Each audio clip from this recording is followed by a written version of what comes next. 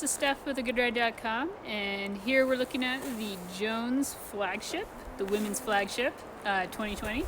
So I think they changed just a couple things. It's basically the same flagship, but they just made it a little bit slightly softer and slightly more forgiving than the previous one.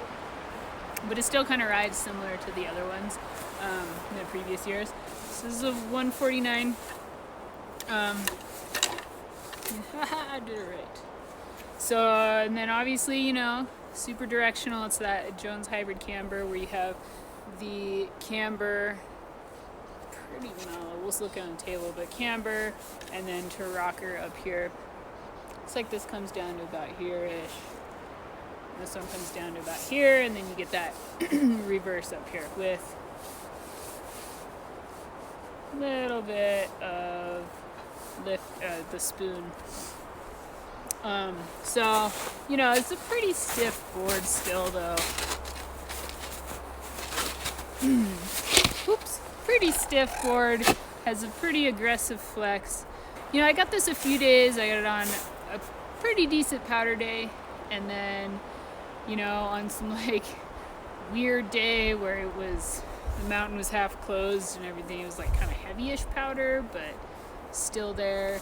And then also on like a groomer day. So it was fun to be able to try this in all sorts of conditions. I think before it's just been like a couple runs and then that was it. So it was nice to really get it and kind of understand it a little more than previous. So the flagship it is so much fun when the snow is smooth, when the snow is soft. I had a lot of fun on a powder day on this. It just felt like I didn't really have to try to keep the nose up, which was really cool because I kind of purposely rode through some shallow powder and didn't really actively try to keep it up just to see what would happen, so you would stay up. And it consistently kept its speed through this powder. It's probably like 6 inches through the snow. You know, it kept the speed and just like rode it like normal snow. So that was cool because it was just like kind of stayed. And I found it when the snow was soft. I found it very maneuverable, like through trees and tighter spaces and stuff. But when the snow is hard, it's not as easy to turn like that tight. Which I guess is kind of for any board, but so, you know, I had a lot of fun riding this thing really fast. It kind of does it for you. You don't even really have to choose to go fast. You're just like, yeah, this is charged because that's what it's here to do. I liked it on the steep runs, as long as it was kind of a groomed run, though. You know, up in Mammoth, at Scotty's and Cornice or whatever. It felt really good on the first half of the day. And then if you're riding it later and it's like chunky and kind of weird out, it gets a little much to control. So you better be really strong or just, have a second board to trade out for the afternoon. So, it's got that, it likes the open turns, it likes to keep the nose in the fall line, keep going downhill, keep charging. It doesn't make the quick turns. It's like medium to large radius open turns is where this thing likes to live. And it likes to go really fast. If you get in the situation where it's like kind of bumpy or whatever, you just have to hang on and go over it and then slow down later because turning through the bumps is not ideal on this board.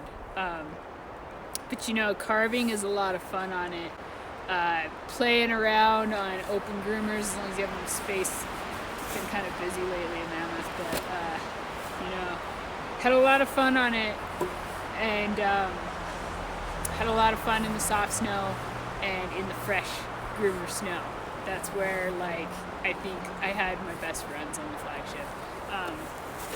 I'd say that it floats really well in powder. I really like it. I'd say the Mind Expander floats a little better just because it has that,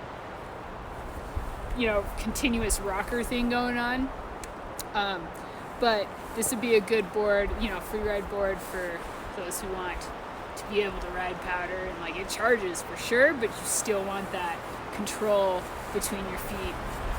to have that camber in between your feet and just like a little bit more aggressive flex to it. So, you know, Flagship, I mean, consistent feel to where it's always been. Just had, I think, a few upgrades this year. Make it a little bit more maneuverable, a little bit less gnarly, but still the same old Flagship personality. So, yeah, there you go. It's the Jones Flagship.